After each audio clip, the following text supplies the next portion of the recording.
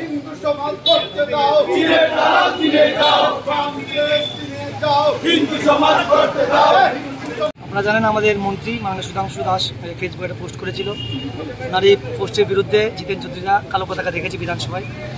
তো আমার প্রশ্ন জিতেন চৌধুরী মহোদয়ের কাছে যে কলকাতার যিনি মেয়র ফিরহাদ হাকিম, উনি যখন বলেছিল যে মুসলিম ঘরে জন্ম নেওয়া প্রত্যেকটা মানুষ অবাগা হয়, তখন তিনি কেন প্রতিবাদ করেনি? যখন আমাদের রাহুল গান্ধী, কংগ্রেসের নেতা রাহুল গান্ধী বলেছিল হিন্দুরা হিংস্র হতা হয়, তখন উনি কেন প্রতিবাদ করেনি?